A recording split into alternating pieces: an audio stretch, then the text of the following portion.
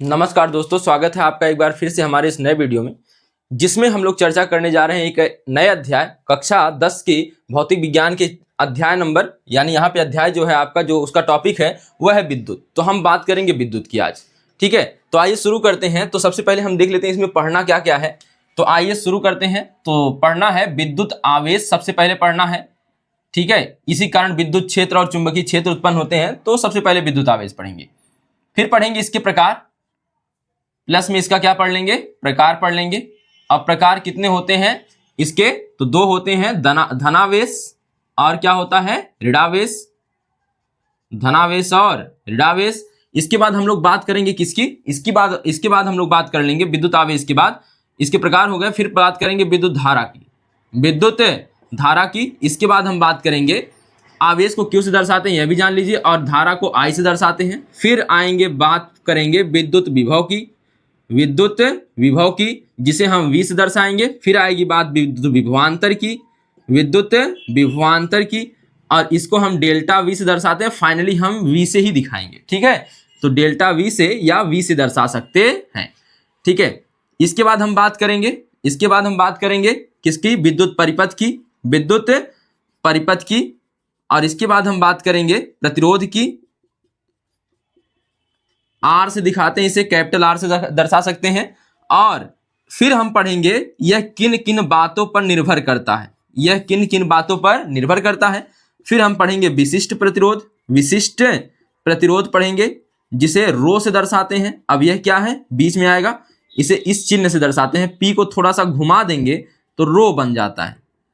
ठीक है, देखिए ऐसे, तो रो से दर्शाते हैं। बाद में हम बात करते हैं इसको। देखिए सबसे पहले सब देख लेते हैं क्या क्या पढ़ना है। तो अब देखिए विशिष्ट प्रतिरोध के बाद हमें पढ़ना होता है, इसके बाद पढ़ना होगा प्रतिरोधों का संयोजन, या पहले ओम का नियम पढ़ लेंगे। क्या पढ़ लेंगे, ओम का नियम, ओम का नियम। इसके बाद पढ़ेंगे ओम का नियम का सत्यापन, तो यहीं पे लिख लेते हैं प्लस सत्यापन, ओम के नियम का सत्यापन। इसके बाद हम लोग पढ़ेंगे प्रतिरोधों का संयोजन, प्रतिरोधों का संयोजन। तो देखिए दो खंडों में विभाजित करके हम लोग पढ़ेंगे। तो पहले खंड में हम लोग यहां तक पढ़ेंगे, और संयोजन दो तरह से हो सकता है। तो कौन कौन सा संयोजन होता है देख लीजिए। तो एक होता है श्रेणी क्रम संयोजन, और एक होता है समांतर क्रम संयोजन। अब यह कैसे क्या होगा बीच बीच में, मतलब कि आगे टॉपिक में आएगा तो हम समझेंगे। तो यहाँ पे हो गया यह हमारी हेडिंग। शुरू करते हैं पहली हेडिंग से, विद्युत आवेश से। तो पहले थोड़ा सा जिक्र यहीं पे कर लेते हैं, विद्युत आवेश होता क्या है। तो विद्युत आवेश मतलब आप समझिए, पहले कोई भी पदार्थ होता है छोटे छोटे कणों से बना होता है, जिसे हम परमाणु कहते हैं। और जो छोटे छोटे कण यानी परमाणु हैं, उनमें इलेक्ट्रॉन प्रोटॉन न्यूट्रॉन पाए जाते हैं। यानी पदार्थ में इलेक्ट्रॉन पाया जाता है, प्रोटॉन पाया जाता है, न्यूट्रॉन पाया जाता है। किसी पदार्थ के परमाणु में इलेक्ट्रॉन, प्रोटॉन और क्या पाए जाते हैं, न्यूट्रॉन पाए जाते हैं। ठीक है, अब यहाँ पे यह देखिए, किसी भी पदार्थ में, किसी भी पदार्थ की किसी परमाणु में इलेक्ट्रॉनों और प्रोटॉनों की संख्या समान होती है। इलेक्ट्रॉनों और प्रोटॉनों की संख्या क्या होती है, समान होती है। अब इसीलिए परमाणु उदासीन होता है। परमाणु क्या होता है, उदासीन होता है। लेकिन इलेक्ट्रॉन बहुत बड़ा खिलाड़ी है। इलेक्ट्रॉन क्या है, ये खिलाड़ी है। यह, इसकी मात्रा घटती बढ़ती रहती है। अब कैसे घटेगी बढ़ेगी, कुछ क्रियाओं के कारण घटती बढ़ती है। तो इलेक्ट्रॉन कभी घटता है, कभी बढ़ता है, तो कभी बढ़ जाता है, कभी क्या हो जाता है, घट जाता है। तो यहाँ पे दो चीजें हो सकती हैं, इलेक्ट्रॉन घट सकता है और इलेक्ट्रॉन बढ़ सकता है। तो जब इलेक्ट्रॉन घटता है, तो यानी वह उधार दे रहा, किसी को अपना पैसा दे दिया, तो दान कर दिया, तो धन हो गया। कैसा हो गया, धन हो गया। तो यह बन जाता है धनावेश। जो परमाणु इलेक्ट्रॉन त्याग देता है उसे कहते हैं धनावेश। ठीक है, और जो ग्रहण कर लेता है उसे कहते हैं ऋणावेश। यानी जो आवेश उत्पन्न हुआ है इलेक्ट्रॉन लेने के कारण, तो उसे कहेंगे ऋणावेश, और जो उत्पन्न हुआ है इलेक्ट्रॉन देने के कारण, तो उसे हम कहेंगे धनावेश। ठीक है, तो इलेक्ट्रॉनों की कमी और अधिकता से क्या उत्पन्न होते हैं, आवेश उत्पन्न होता है।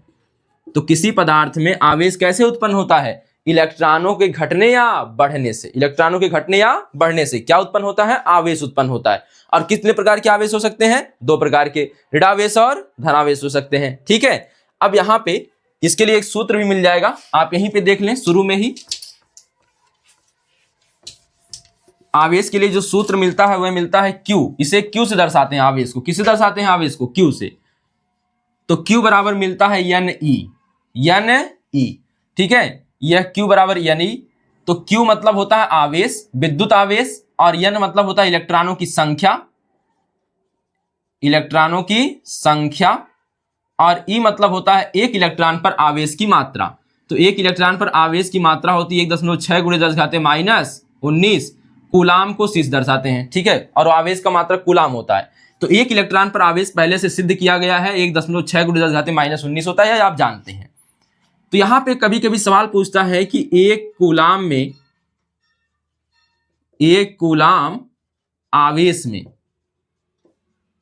आवेश में इलेक्ट्रॉनों की संख्या बताइए, इलेक्ट्रॉनों की संख्या बताइए, यानी n का मान पूछ रहा है। इलेक्ट्रॉनों की संख्या मतलब किसका मान पूछ रहा है, तो Q बराबर दे रहा है 1 कूलाम। Q बराबर कितना, 1 कूलाम, ठीक है। यहां पे कूलाम को C से लिख सकते हैं, और आपसे पूछ क्या रहा है, n का मान पूछ रहा है। देन सूत्र लगा दीजिए, Q बराबर NE, Q बराबर NE, Q का मान 1 कूलाम, n का मान ज्ञात करना है, E का मान 1.6 × 10⁻⁻19 होता है ना। पक्षांतर करिए, 1/1.6 × 10⁻⁻19 और गुणे बराबर कितना बचा, n। आगे देख लीजिए यहां पे,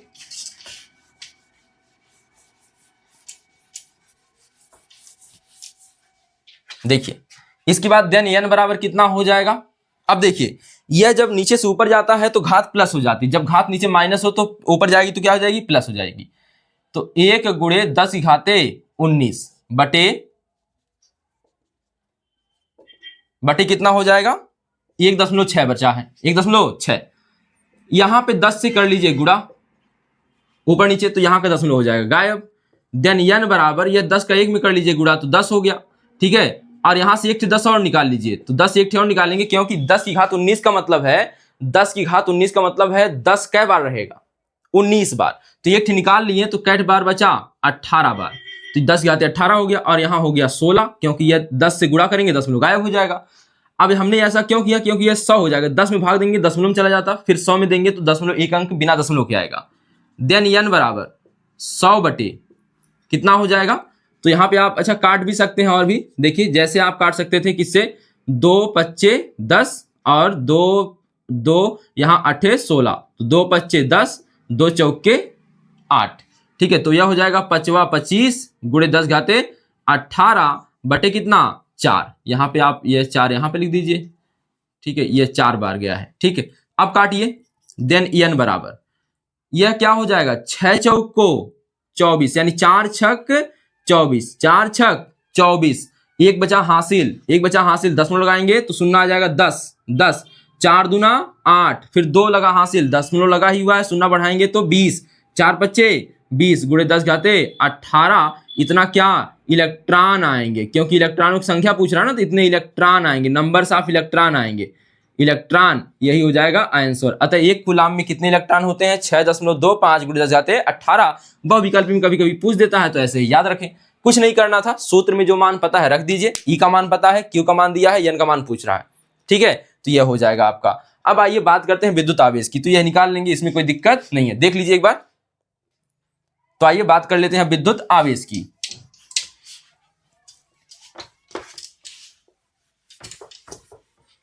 तो अभी हमने जैसा कि बात कर लिया है, इलेक्ट्रॉन खेल खेलते हैं तो आवेश उत्पन्न होता है, ठीक है, घटने और बढ़ने का।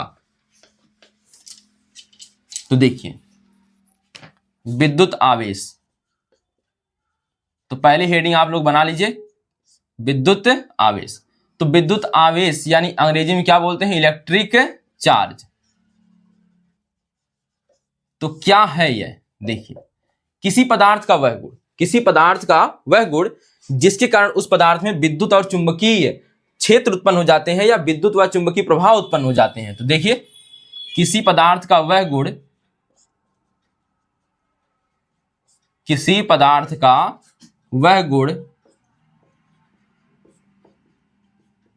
जिसके कारण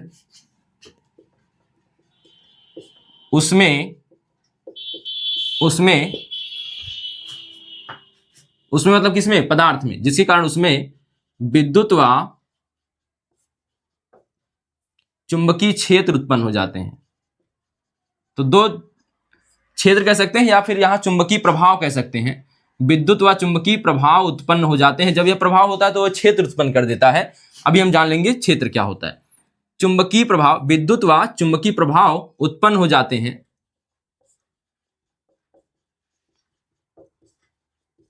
उत्पन्न हो जाते हैं क्या कहलाता है? विद्युत आवेश कहलाता है, विद्युत आवेश कहलाता है। तो किसी पदार्थ का वह गुण, किसी पदार्थ का वह गुण जिसके कारण उसमें यानी उस पदार्थ में विद्युत व चुंबकीय प्रभाव उत्पन्न हो जाते हैं, विद्युत आवेश कहलाता है। इसे स्मॉल क्यू से, इसे स्मॉल क्यू से प्रदर्शित करते हैं, इसे स्मॉल क्यू से प्रदर्शित करते हैं। ठीक है, आई बात समझ में? अब यह हो गया स्मॉल क्यू से प्रदर्शित करेंगे इसे। अब इसका मात्रक क्या होता है बाद में बात करते हैं। इसके लिए सूत्र आ जाएगा, अर्थात Q बराबर एन ई। बाद में भी हम देखेंगे Q बराबर एक नया फॉर्मूला बनाएंगे, एन ई बराबर आई टी। तो यह सवाल लगाते समय जब धारा पढ़ लेंगे तब इसको बनाएंगे। तो इससे ना इन दोनों पक्षों का या इन दोनों पक्षों का या इन दोनों पक्षों का इस्तेमाल करके सवाल लगता है, तो हम बाद में देखेंगे इसको। तो Q बराबर एन ई, जहां आप Q जानते हैं आवेश है तो आवेश को नहीं लिखते हैं। जहां N बराबर इलेक्ट्रॉनों की संख्या, E की संख्या, इलेक्ट्रॉनों की संख्या, E बराबर एक इलेक्ट्रॉन पर आवेश, आप लिख सकते हैं 1.6 गुणे 10 की घाते -19। तो एक इलेक्ट्रॉन पर E मतलब एक इलेक्ट्रॉन पर आवेश, यह किसमें होता है? कूलाम में। आवेश का मात्रक कूलाम होता है। तो अब यहीं पर नोट लिख के या स्टार बना के लिख लीजिए, आवेश का मात्रक या विद्युत आवेश का मात्रक लिख सकते हैं। आवेश का मात्रक क्या होता है? कूलाम। आवेश का मात्रक क्या होता है? कूलाम। ठीक है, और स्टार बनाइए। आवेश कैसी राशि है? विद्युत आवेश एक अदिश राशि है, एक अदिश राशि है। ठीक है, तो यहां पर समझ लीजिए आवेश का मात्रक कूलाम होता है और विद्युत आवेश एक कैसी राशि है? अदिश। तो यहां विद्युत लिख सकते हैं, मैं लिख ही दूं नहीं तो कंफ्यूज हो जाएंगे आप लोग। तो यह विद्युत आवेश है। ठीक है, एक चीज और यहीं से समझ लीजिए, हमें पढ़ना है पहले क्या? विद्युत पढ़ना है तो हमें अध्ययन करना होगा विद्युत का। तो जब यह विद्युत और चुंबकीय प्रभाव उत्पन्न होते हैं तो साथ साथ उसके साथ एक क्षेत्र उत्पन्न हो जाता है जिसे विद्युत क्षेत्र कहेंगे, और चुंबक पढ़ेंगे तो चुंबकीय क्षेत्र कहेंगे। ठीक है, तो यहां पे हम एक हेडिंग बना लेते हैं। वैसे ही विद्युत क्षेत्र किसे कहते हैं, यहीं पर देखिएगा, विद्युत क्षेत्र, इलेक्ट्रिक फील्ड अंग्रेजी में बोलेंगे, इलेक्ट्रिक फील्ड। तो क्या होता है? तो किसी आवेश के चारों ओर का वह क्षेत्र जिसमें उसके प्रभाव का अध्ययन किया जाता है। तो देखिए, किसी, नोट बना के ऐसे ही लिख लीजिएगा नीचे, किसी आवेश के चारों ओर का वह क्षेत्र, चारों ओर का वह क्षेत्र जिसमें उसके प्रभाव का अध्ययन किया जाता है, या जिसमें उसमें प्रभाव को पाया जाता है, अध्ययन किया जाता है, उसे विद्युत क्षेत्र कहते हैं, उसे विद्युत क्षेत्र कहते हैं। ठीक है, बस इतना जानिए, किसी आवेश की चारों ओर का वह क्षेत्र जिसमें उसके प्रभाव का अध्ययन किया जाता है। ठीक है, आवेश उत्पन्न हुआ रहेगा ना, तो उसके आसपास कोई ऐसा एरिया होगा, मान लेते हैं यह आवेश है, तो यहां पर इसका प्रभाव यहां तक पाया जाएगा, यहां तक पाया जाएगा, यहां तक। इसके बाहर यह इसका ना, इसके बाहर अगर हम देखें इसमें इसका प्रभाव नहीं पाया जाएगा। ठीक है, जैसे कोई चुंबक हो तो हम देखेंगे यहां पर लोहे की धातु को खींच लेगा या कोई लौह पदार्थ खींच लेगा, यहां पर खींच लेगा, लेकिन अगर हम देखें कुछ दूरी जाने पर यह नहीं खींच पाएगा, तो इसे कहेंगे इसका प्रभाव खत्म हो गया। तो उसी प्रकार यहां पे है, आवेश की चारों ओर एक क्षेत्र उत्पन्न होता है जिसे हम क्या कहेंगे? विद्युत क्षेत्र कहेंगे, जहां तक उसका प्रभाव अध्ययन किया जा सके या जहां तक उसका प्रभाव पाया जा सके। किसी आवेश की चारों ओर वह क्षेत्र जिसमें उसके प्रभाव का अध्ययन किया जाता है उसे विद्युत क्षेत्र कहते हैं। ठीक है, तो यह आप पूरा उतार लीजिए, इसके बाद हम लोग अध्ययन करते हैं। एक बार नहीं तो सुन लीजिए पहले। किसी पदार्थ का वह गुण जिसके कारण उसमें दो प्रभाव उत्पन्न होते हैं, विद्युत और चुंबकीय प्रभाव उत्पन्न होते हैं, उसे विद्युत आवेश कहते हैं, और इसे Q से प्रदर्शित करते हैं। इसका सूत्र क्या है? Q बराबर एन ई, जहां एन इलेक्ट्रॉनों की संख्या है और E बराबर एक इलेक्ट्रॉन पर आवेश, यानी 1.6 × 10⁻⁻19। ठीक है, विद्युत आवेश का मात्रक कूलाम होता है। विद्युत आवेश एक कैसी राशि है? अदिश राशि है। तो सबसे पहले इसको उतारिए, फिर हम आते हैं प्रकारों पर। तो आइए आप बात कर लेते हैं विद्युत आवेश के प्रकार।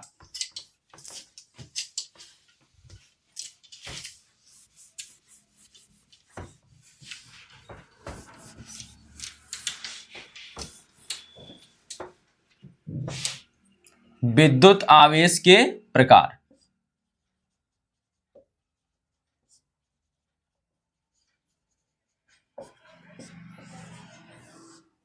तो अभी बताया गया था कितने प्रकार के होते हैं, 2 प्रकार के।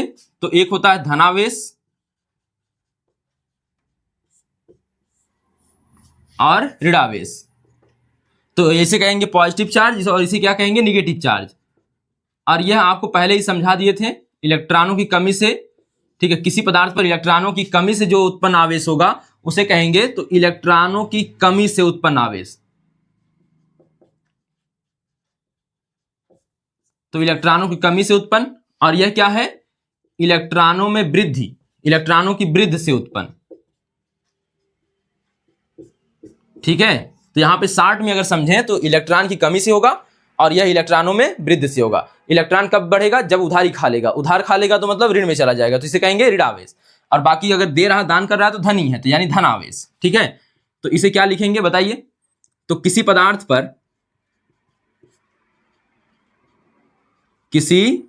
पर इलेक्ट्रॉनों की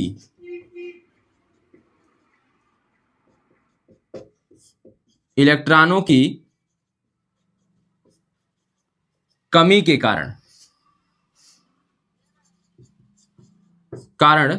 उत्पन्न आवेश। अब देखिए आगे की लाइन आप लोग खुद लिख लीजिएगा, उत्पन्न आवेश। तो किसी पदार्थ पर इलेक्ट्रॉनों की कमी के कारण उत्पन्न आवेश धनावेश कहलाता है। इसी प्रकार इधर आइए, तो यहां पे क्या लिखेंगे, किसी पदार्थ पर इलेक्ट्रॉनों की अधिकता या वृद्धि हो जाए, इलेक्ट्रॉनों की अधिकता के कारण उत्पन्न आवेश।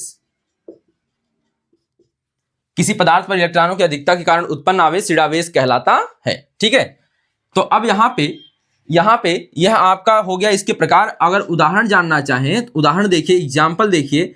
अगर कोई कांच की छड़ हो, इसे रगड़ दिया जाए, किस पर, रेशम पर, इसे रेशम पर रगड़ दिया जाए। किस पर रगड़ दिया जाए, रेशम पर। तो इस छड़ पर इलेक्ट्रॉनों की कमी हो जाती है, इस छड़ पर इलेक्ट्रॉनों की क्या हो जाती है, कमी हो जाती है। और जब इलेक्ट्रॉनों की कमी हो जाती है तो हम कहेंगे छड़ क्या हो गई, धनावेशित हो गई। छड़ क्या हो गई, धनावेशित हो गई। इसका एग्जाम्पल देख लीजिए, तो देखिएगा इसका एग्जाम्पल क्या हो जाएगा। अगर हम एबोनाइट की छड़ को, एबोनाइट की छड़ ले लें और इसे फर पर रगड़ दें, रगड़ना है कहां पर, फर पर। अगर हम इसे रगड़ दें फर पर तो इस पर इलेक्ट्रॉनों की अधिकता हो जाती है और फिर हम कहेंगे यह छड़ क्या हो गई है, धनावेशित, ऋणावेशित, सॉरी क्या हो गई है, ऋणावेशित, क्योंकि इलेक्ट्रॉन बढ़ गए ना, उधार ले लिया, तो ऋणावेशित कहेंगे। इस छड़ को हम क्या कहेंगे, ऋणावेशित। तो इसमें कोई ज्यादा समझने वाली बात तो थी नहीं और ना ही यह बोर्ड में पूछता है। ठीक है, इसके बाद वाली हेडिंग बहुत इंपॉर्टेंट है, विद्युत धारा। तो यहाँ पे एक बार केवल देख लीजिए, इलेक्ट्रॉनों की कमी के कारण उत्पन्न आवेश क्या कहलाता है, धनावेश, और इलेक्ट्रॉनों की अधिकता के कारण उत्पन्न आवेश क्या कहलाता है, ऋणावेश कहलाता है। तो अब यहाँ देखिए, कांच की छड़ को अगर रेशम से रगड़ा जाए तो उस पर इलेक्ट्रॉन कमी हो जाती है, इसलिए कांच की छड़ कैसी हो जाती है, धनावेशित हो जाती है। एबोनाइट की छड़ को अगर फर से रगड़ा जाता है तो उस पर इलेक्ट्रॉनों की अधिकता हो जाती है, जिसे हम क्या कहते हैं, फिर इसे ऋणावेशित कहते हैं। तो जल्दी से उतार लीजिए इसको। आइए तब आगे बात करते हैं अब विद्युत धारा के बारे में। अब देखिए, यही आवेश जब प्रवाहित होता है किसी चालक तार में तो उसे कहते हैं विद्युत धारा उत्पन्न हुई है। ठीक है, तो लिखते हैं हम लोग एक सूत्र, देखिए Q बराबर, आपने अभी देखा, अभी फिलहाल यह देखिए, I का मान होता है Q/T, यानी I को कहते हैं धारा और Q कहते हैं आवेश और नीचे कहते हैं समय। तो सूत्र क्या बना है, तो I बराबर Q/T विद्युत धारा के लिए। Q है आवेश, तो आवेश, और T क्या है, समय, और जब बटे लगा हो तो कहते हैं समय दर। ठीक है, और यहां कहते हैं इसे आवेश प्रवाह। तो आवेश प्रवाह की समय दर को क्या कहते हैं, विद्युत धारा कहते हैं। यहां जब बटे लगा हो तो क्या कह देते हैं, समय दर। तो आवेश प्रवाह की समय दर को क्या कहते हैं, धारा कहते हैं। इतनी आसान परिभाषा आराम से याद हो जाएगी। तो परिभाषा रटनी नहीं है, बनानी है खुद से। ठीक है, तो हर परिभाषा हम लोग बनाएंगे। सूत्र लिखेंगे और परिभाषा बनाएंगे। तो किसी चालक तार में, अब बताइए धारा कहाँ प्रवाहित होगी? लकड़ी में तो होगी नहीं, तार में प्रवाहित होगी, चालक तार में प्रवाहित होगी। और कौन से तार में होगी? जिसमें धारा प्रवाहित, मतलब जो आपके घर में जैसे एल्युमिनियम लगा है, तांबा लगा है, चांदी का तार होता है, इन सभी में धारा प्रवाहित होती है, इसे चालक तार कहते हैं। ठीक है, तो यहां पे हम बात करते हैं परिभाषा की। सीधे क्या हो जाएगी देखिए, विद्युत आवेश, पहले विद्युत आवेश हो गया, अब बनाइए हेडिंग विद्युत धारा। तो आप लोग हेडिंग बनाइए विद्युत धारा, अंग्रेजी में क्या कहेंगे? Electric current. ठीक है, तो अब क्या लिखेंगे? अभी जो लिखा था, अब धारा कहां प्रवाहित होती है? किसी चालक तार में, तो यहां लिखेंगे किसी चालक तार में, किसी चालक तार में आवेश प्रवाह की समय दर को, आवेश प्रवाह की समय दर को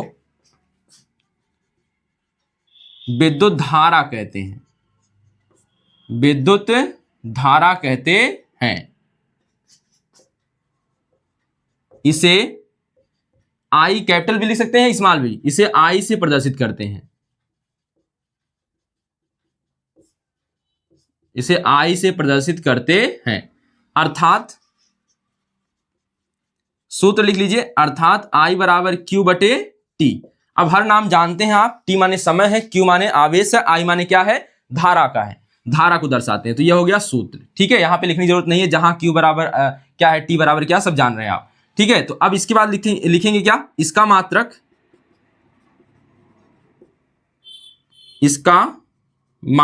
इसका मात्रक क्या होता है? यहां पे देखिए कूलाम प्रति सेकेंड, कूलाम प्रति सेकेंड, या इसी को कहते हैं, देखिए या क्या कहते हैं दूसरा, कूलाम प्रति सेकेंड को एक वैज्ञानिक हैं, देखिए क्या नाम है उनका? तो आंद्रे मेरी एम्पियर, उन्हीं के नाम से इसका नाम रख दिया गया एम्पियर। तो इन दोनों, जो यह दोनों मात्रक लिखे गए हैं, एक ही मात्रक है, यह नाम एक ही है, यह एसआई मात्रक आपके सामने लिखे जाएंगे हमेशा। ठीक है, जहां पे जो अलग मात्रक रहेगा मैं बता दूंगा कौन सा मात्रक है। ठीक है, तो यहाँ पे कूलाम प्रति सेकेंड, और इसको क्या कहते हैं? एम्पियर कहते हैं। आंद्रे मेरी एम्पियर के नाम से यह रखा गया है। ठीक है, और इसके बाद यहाँ पे इसको मापने के लिए जो यंत्र यूज होता है, तो इसको मापने के लिए, यानी धारा मापी जिसे कहते हैं, धारा मापी, यानी धारा को मापने का यंत्र क्या है? धारा मापी यंत्र। धारा मापी यंत्र का नाम क्या है? तो वह जान लीजिए, इसे कहते हैं अमीटर। क्या कहते हैं? अमीटर। और यह भी याद रखें कि यह, देखिए एक चीज, अभी समांतर और श्रेणी क्रम हमने शुरू में देखा था, अब हमें यह भी जानना होगा कि जब तार होगा, चालक तार होगा, वहां पे हमें अमीटर को, अगर किसी चालक तार में धारा का मान पता करना परिपथ में, तो हम कैसे लगाएंगे? तो जिस प्रतिरोध वाले भाग में ऐसे लगाएंगे जैसे, मतलब कि श्रेणी क्रम में लगाएंगे। कैसे लगाएंगे? श्रेणी क्रम। अभी लिख लीजिए, बाद में समझेंगे। ठीक है, अमीटर को केवल अभी लिख लीजिए श्रेणी क्रम में, क्योंकि जब तक श्रेणी क्रम समांतर क्रम पढ़ाएंगे नहीं तब तक नहीं समझ में आएगा, तो उसे लास्ट में देखेंगे। अमीटर को श्रेणी क्रम में संयोजित किया जाता है, परिपथ में किस क्रम में? श्रेणी क्रम में संयोजित किया जाता है। तो ये जानते रहिएगा। तो अमीटर को श्रेणी क्रम में संयोजित किया जाता है, तो अभी केवल जानते रहिए, फिर हम बाद में इसको समझ लेंगे। ठीक है, तो यह याद रख लीजिएगा। कभी कभी एक सवाल पूछ देता है, तो जान लीजिए कि 1 एम्पियर किसे कहते हैं। तो अब आप खुद बताइए। यहां पे देखिए, अगर आई का मान निकालना हो और हम Q बराबर 1 रख दें, T बराबर 1 रख दें, और Q का मात्रक कूलाम होता है, तो यह कूलाम हो गया, और यह क्या हो गया? सेकेंड हो गया। ठीक है, तो यहां बताइए 1/1 हो जाएगा। Q बराबर, आई बराबर क्या होता है? Q बटे T। तो Q का मान 1 और T का मान 1 बराबर 1, तो यह क्या हो गया? एम्पियर। क्या हो गया? 1 एम्पियर। तो 1 एम्पियर, कभी कभी पूछता है 1 एम्पियर किसे कहते हैं, तो 1 एम्पियर नोट लिख के लिख लीजिए। 1 एम्पियर से आप क्या समझते हैं? तो यहां पे आप लिख लीजिए 1 एम्पियर क्या होता है। यदि किसी चालक तार में 1 कूलाम आवेश को 1 सेकंड तक प्रवाहित किया जाए, तो उसमें प्रवाहित धारा 1 एम्पियर होती है। देखिए फिर से समझिए, यदि किसी चालक तार में 1 कूलाम का आवेश कितने सेकंड तक प्रवाहित किया जाए, 1 सेकंड तक प्रवाहित किया जाए तो उसमें उत्पन्न धारा का मान 1 एम्पियर होता है। यदि किसी चालक तार में, अच्छा डायरेक्ट यहीं पे देखिए लिख देते हैं ताकि नीचे ना हो ज्यादा, आप लोग हेडिंग बना के इसको नीचे से लिखेंगे एक लाइन। यदि किसी चालक तार में 1 कूलाम का आवेश,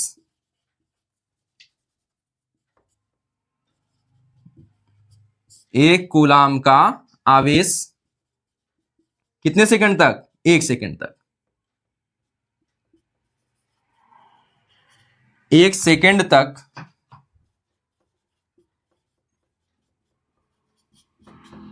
प्रवाहित किया जाए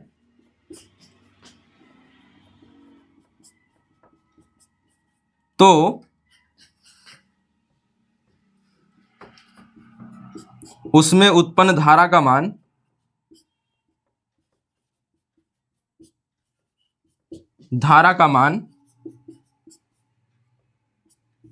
एक एम्पियर होता है, 1 एम्पियर होता है। साधारण सी भाषा में यहां से एक बार मैं फिर से समझा देता हूं, ठीक है। सब मान 1 रखिए, जो नहीं चाहिए जिसको 1 करना है उसको मत रखिए, बाकी सबको 1 मान लीजिए। तो देखिए Q बराबर क्या आता है सूत्र, Q बराबर नहीं, I बराबर क्या आता है, एम्पियर निकालना है तो I बराबर क्या आता है, Q बटे T।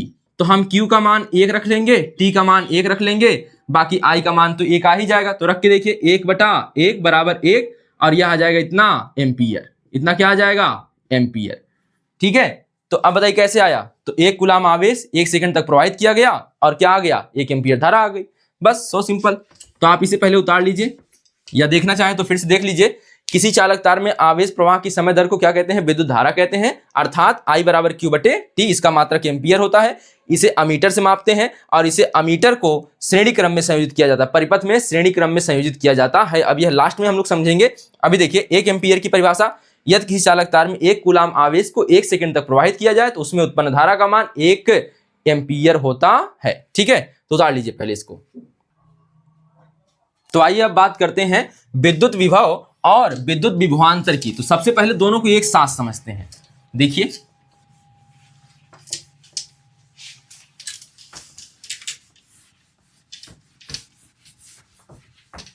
एक तरफ लिखते हैं विद्युत विभव, एक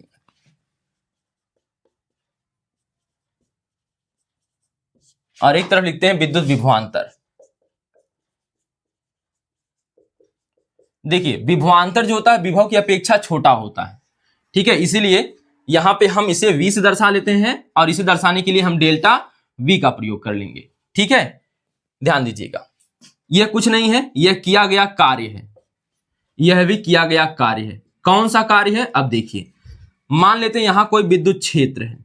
आपको पता है किसी आवेश के चारों तरफ उत्पन्न होने वाले क्षेत्र को क्या कहते हैं, विद्युत क्षेत्र कहते हैं, जहां तक उसका प्रभाव उत्पन्न होता है, ठीक है, जिसका प्रभाव अनुभव किया जाता है, ठीक है। यहां पे मान लेते हैं कोई आवेश है और यहां से किसी अन्य आवेश को इस क्षेत्र के भीतर लाना है, जिसके चारों तरफ क्या है, यह आवेश यहां पे कोई होगा, इसके चारों तरफ क्या होगा, विद्युत क्षेत्र होगा। अब यहां पे अनंत है, यह क्या है, अनंत है। अनंत से किसी आवेश को, अनंत से किसी आवेश को विद्युत क्षेत्र के भीतर किसी बिंदु तक लाना है। अनंत से किसी आवेश को, यहां से मान लेते हैं कोई आवेश है, किसी आवेश को अनंत से इस क्षेत्र तक लाना है, इस क्षेत्र के किसी बिंदु तक लाना है, तो यहां पे हमें कुछ कार्य करना पड़ेगा और इसी कार्य को हम विद्युत विभव कहते हैं या फिर क्या कहते हैं, V कहते हैं। आई बात समझ में। तो एकांक, इसे हम क्या मान लेंगे, एकांक आवेश। एकांक आवेश को क्यों एकांक मानेंगे, अभी समझ में आ जाएगा। देखिएगा एकांक आवेश को अनंत से विद्युत क्षेत्र के भीतर किसी बिंदु तक लाने में किया गया कार्य विद्युत विभव कहलाता है। एक बार और, एकांक आवेश को अनंत से, एकांक आवेश को अनंत से विद्युत क्षेत्र के भीतर किसी बिंदु तक लाने में किया गया कार्य, यहां से लाना इधर, ठीक है, लाने में किया गया कार्य क्या कहलाता है, विद्युत विभव कहलाता है। अब देखिए यहां पे क्या होगा, यहां पे क्या होगा, यह किया गया कार्य कैसे होगा, एक तार है कोई, इसका एक सिरा यहां है, एक सिरा यहां है, तो यहां पे एकांक आवेश मान लीजिए, एकांक आवेश मान लीजिए। इस एकांक आवेश को तार के इस सिरे से इस सिरे तक ले जाने में जो कार्य किया जाएगा, यहां से मान लेते हैं यह सिरा ए है, यह सिरा बी है, तो ए से बी सिरे तक ले जाने में जो कार्य किया जाएगा वह डेल्टा वी यानी कि विद्युत विभवांतर कहलाता है। अब यहां पे यह भी समझ लीजिए दोनों का मात्रक होता है वोल्ट। क्या होता है? वोल्ट। दोनों का सूत्र भी सेम होता है, V बराबर डब्ल्यू बाई क्यू। V बराबर डब्ल्यू बाई क्यू। इसके लिए हम V लिख देते हैं, इसके लिए डेल्टा भी लगा देते हैं बस। और दोनों के लिए जब हम सवाल लगाएंगे इस अध्याय में तो हम दोनों के लिए चाहे विभव हो चाहे विभवांतर हो, वैसे सामान्यतः विभवांतर ही कहता है, हम V का इस्तेमाल करेंगे, डेल्टा V का इस्तेमाल नहीं करेंगे, इसलिए दोनों का सूत्र भी क्या होता है? सेम होता है। तो V बराबर डब्ल्यू बाई क्यू। समझ में आया होगा? तो अब लिखने की बारी है, तो ठीक है। तो फिर से अगर समझना हो तो देख लीजिए, एकांक आवेश को अनंत से विद्युत क्षेत्र के भीतर किसी बिंदु तक लाने में किया गया कार्य क्या कहलाता है? V कहलाता है, यानी विद्युत विभव कहलाता है। अच्छा एक चीज और देखिए, एक चीज और देखिएगा, यहाँ पे V का मान जो है, V का मान अगर यह Q का मान 1 रखेंगे, Q का मान 1 रखेंगे यानी इसे कहेंगे एकांक आवेश। अगर हम इसे 1 रखेंगे तो कहेंगे एकांक आवेश। क्या कहेंगे? एकांक आवेश। ठीक है, तो एकांक आवेश को, एकांक आवेश को, अब देखिए जब यह एकांक हो गया 1 रख दिए तो V बराबर क्या आया? केवल W आया, यानी W किसके बराबर हो गया? V के। किया गया कार्य किसके बराबर हो गया? विभव के। तो इसीलिए हम कहते हैं एकांक आवेश, क्योंकि एक मान लीजिए इसको। तो एकांक आवेश को अनंत से विद्युत क्षेत्र के भीतर किसी बिंदु तक लाने में किया गया कार्य, इसीलिए Q को क्या कहते हैं? एकांक आवेश। एक मान रखेंगे तो एक किससे भाग देंगे? W से। W में भाग देंगे तो कोई प्रभाव नहीं पड़ेगा, तो V बराबर क्या आ जाएगा? W आ जाएगा। ठीक है, तो आइए बात कर लेते हैं परिभाषा की। तो सबसे पहले हेडिंग आप बना लीजिए विद्युत विभव, इसे बोलते हैं इलेक्ट्रिक पोटेंशियल। आप लोग अंग्रेजी लिख लीजिए जल्दी से, इलेक्ट्रिक पोटेंशियल।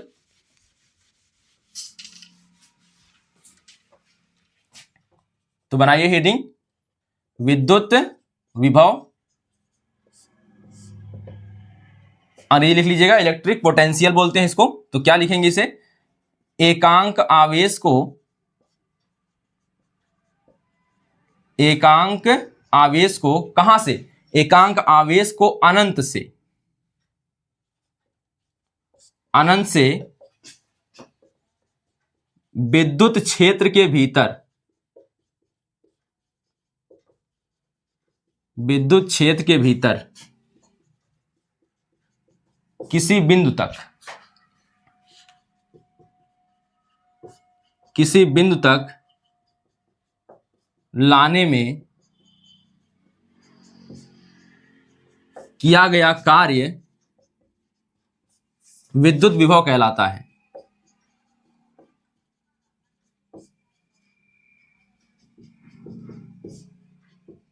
विद्युत विभव कहलाता है।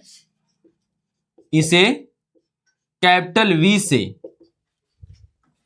प्रदर्शित करते हैं,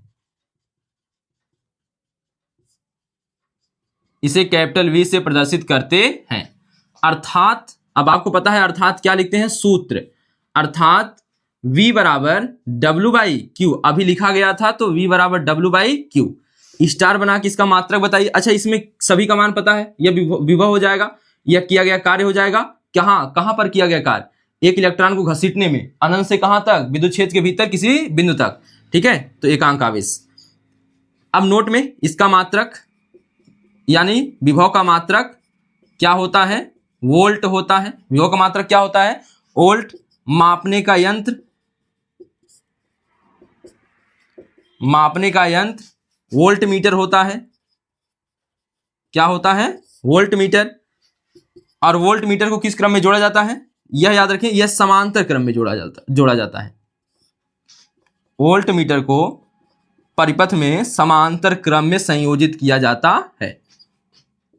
अब यह भी केवल याद रखें, ठीक है, बाद में समझा देंगे हम। समांतर क्रम में संयोजित किया जाता है। जैसे हम मान लेते हैं कोई परिपथ है, इसमें यह प्रतिरोध लगा हुआ है। ठीक है, अब इस तार में हमें ज्ञात करना धारा का मान, तो हमें जो अमीटर जोड़ना होगा श्रेणी क्रम में जोड़ना होगा। किस क्रम में? श्रेणी क्रम में। तो यहाँ पे हम यहाँ पे लगा देंगे अमीटर। श्रेणी क्रम इसे कहते हैं कि इसी लाइन में लगा दीजिए जिस लाइन में चाहिए। ठीक है, तो इसे कहेंगे श्रेणी क्रम। अब यहाँ पे मान लेते हैं हमको विभवांतर ज्ञात करना है इस पूरे तार में, तो हम यहाँ पे विभवांतर यानी वोल्ट मीटर, विभवांतर नापने के लिए या विभव नापने के लिए वोल्ट मीटर यहाँ लगा देंगे। ठीक है, इसे कहते हैं समांतर क्रम संयोजन, इसे कहते हैं श्रेणी क्रम संयोजन। तो हम बाद में बात करेंगे इसकी। देखिए तो फिर से देख लीजिए, एकांक आवेश को अनंत से विद्युत क्षेत्र के भीतर किसी बिंदु तक लाने में किया गया कार्य विद्युत विभव कहलाता है। इसे V से प्रदर्शित करते हैं, अर्थात V बराबर W/Q।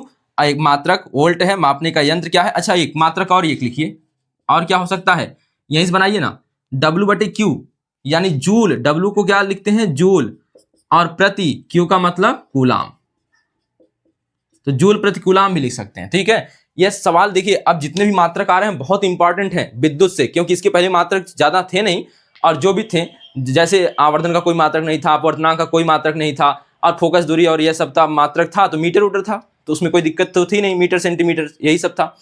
अब यहाँ से मात्रक की शुरुआत हो रही, जो कि परीक्षा में एक आध दो जरूर पूछेगा।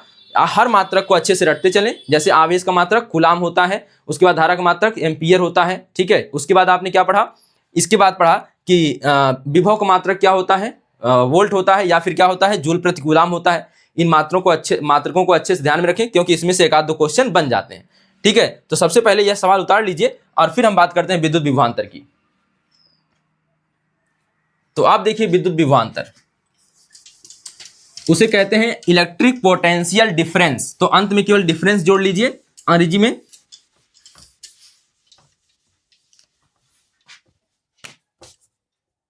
तो अगली हेडिंग है विद्युत विभवांतर।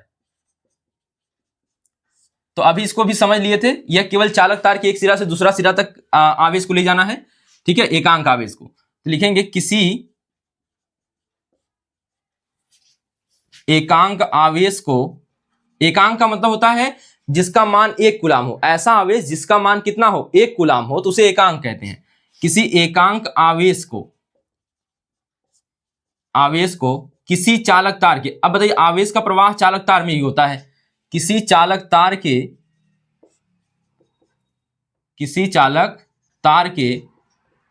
एक सिरे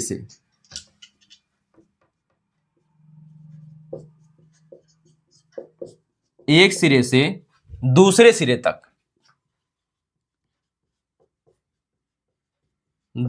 सिरे तक ले जाने में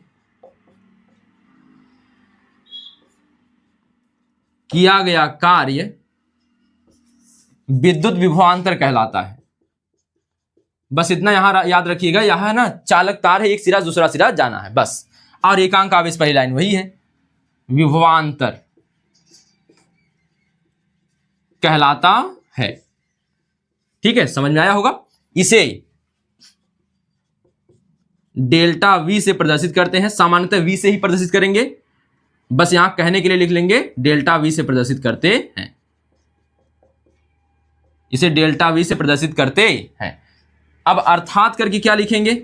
वही सूत्र लिखना है, अर्थात डेल्टा V बराबर, देखिए यहां त्रिभुज के आकार को हम क्या कहते हैं? डेल्टा V बराबर W बटे Q, डेल्टा V बराबर W/Q हो जाता है। ठीक है, यह सब आप जानते हैं मान। W किया गया कार्य है इलेक्ट्रॉन को घसीटने में एक सिरे से दूसरे सिरे तक, और V क्या है? विभवांतर है। अब इसका भी मात्रक क्या होता है? स्टार बना के वही लिखना है, हम यहां लिख देते हैं। तो मात्रक क्या होता है? वोल्ट होता है, और मात्रक के बाद क्या हो जाएगा? मात्रक वोल्ट होता है, और मापने की इकाई क्या है? मापने का यंत्र क्या है? वोल्ट मीटर है। और आपको पता है वोल्ट मीटर किस क्रम में जोड़ा जाता है? समांतर क्रम में जोड़ा जाता है, तो इसे नहीं लिखते हैं, केवल इतना लिख देते हैं। ठीक है, अब यहां पे ध्यान दें, अगर W का मान, अगर 1 कूलाम आवेश, अगर हम Q का मान 1 रख दें, यानी 1 कूलाम, और किया गया कार्य, इसे घसीटने में किया गया कार्य 1 जूल रख दें, तो बताइए डेल्टा V का मान कितना आएगा? यानी W का मान 1 हो गया, Q का मान 1 हो गया, तो बराबर कितना आएगा? 1, और इसका मात्रक कितना होता है? क्या होता है? वोल्ट होता है। कभी कभी परिभाषा पूछता है 1 वोल्ट को परिभाषित कीजिए, तो परिभाषा क्या बन जाएगी? ठीक है, क्या बन जाएगी? यदि 1 कूलाम आवेश को किसी चालक तार के एक सिरे से दूसरे सिरे तक ले जाने में किया गया कार्य 1 जूल हो, तो उत्पन्न विभवांतर उस चालक तार में 1 वोल्ट होता है। फिर से देखिएगा, यदि एक कूलाम आवेश को किसी चालक तार के एक सिरे से, 1 कूलाम आवेश है, यहां देखिए, यहां 1 कूलाम आवेश है, इस चालक तार के एक सिरे से यहां तक खींच के लाना है। अगर 1 जूल का कार्य किया जाए, 1 जूल का कार्य किया जाए, इस चालक तार में उत्पन्न विभवांतर 1 वोल्ट होता है। ठीक है, 1 कूलाम आवेश को किसी चालक तार के एक सिरे से दूसरे सिरे तक ले जाने में किया गया कार्य यदि 1 जूल हो तो हम उसे कहते हैं इसमें उत्पन्न विभवांतर 1 वोल्ट होगा। तो आइए लिखते हैं 1 वोल्ट।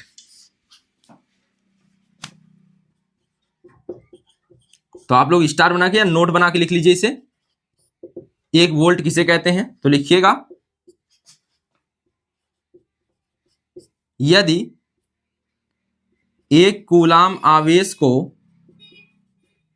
1 कूलाम आवेश को किसी चालक तार के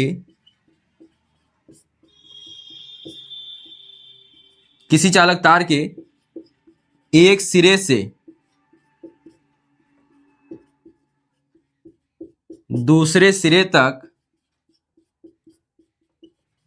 दूसरे सिरे तक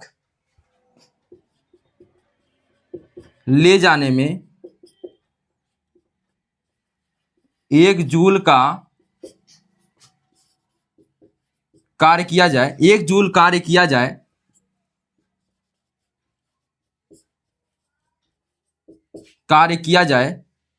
तो उस चालक तार में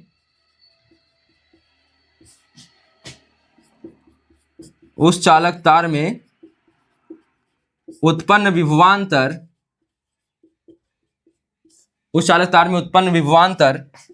1 वोल्ट होता है, 1 वोल्ट होता है। यदि 1 कूलाम आवेश को किसी चालक तार के एक सिरे से दूसरे सिरे तक ले जाने में 1 जूल कार्य किया जाए तो उस चालक तार में उत्पन्न विभवांतर 1 वोल्ट होता है। तो इस तरह से इसकी परिभाषा हो गई। जल्दी से इसको नोट करिए। तो उम्मीद है आप लोगों ने नोट कर लिया होगा और समझ में भी आया होगा। तो इस वीडियो में हम इतना ही छोड़ेंगे। अब इसके बाद हमें बात करना है विद्युत परिपथ और प्रतिरोध आदि की। तो हम बात करते हैं फिर अगले वीडियो में। मिलते हैं अगले वीडियो में आगे के टॉपिकों के साथ। तो धन्यवाद।